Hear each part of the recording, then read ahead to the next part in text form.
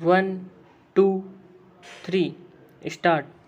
Sir, I rise to support the demands that have been placed before the House by the Home Minister.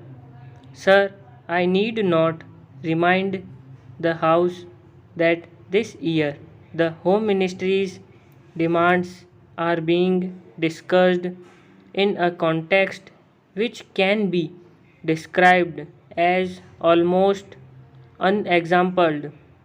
It is for the first time that we are discussing the demands of this ministry after the country passed through the period of the emergency that rocked the very basic structure of our constitution and our policy and made the common people of our country realize what they have lost with the ellipse of their fundamental rights and freedom.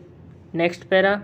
Sir, the 19 months of rule marked the culmination of a concerted effort to undermine democracy.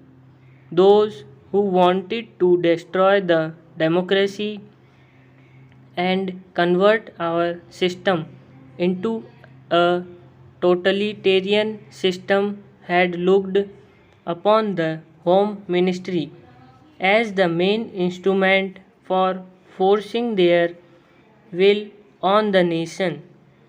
They wanted to substitute the rule of law with a reign of terror to place individuals above the law, to provide immunity to those whom the group liked, and to harass all those who were looked upon as dangerous to the monopoly of power that the extra constitutional caucus wanted to preserve. The then Home Minister was himself a captive of this caucus. It was practically a totalitarian regime and was therefore bound to be a police regime. That is why I would request the Home Minister that the whole police department should be thoroughly overhauled.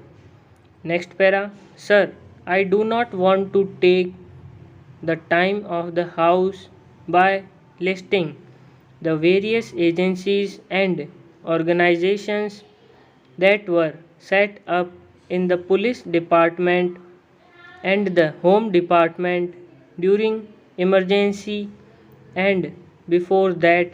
I also do not want to take the time of the House in describing the fabulous amount of money that had been placed at the disposal of RAW and other agencies.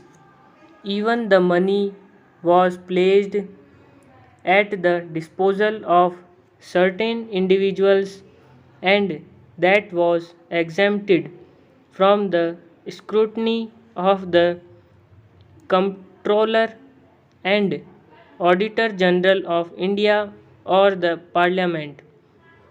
I do not want to go into all these details, but I would only request the Home Minister to go into these things and ensure that such things do not happen in future.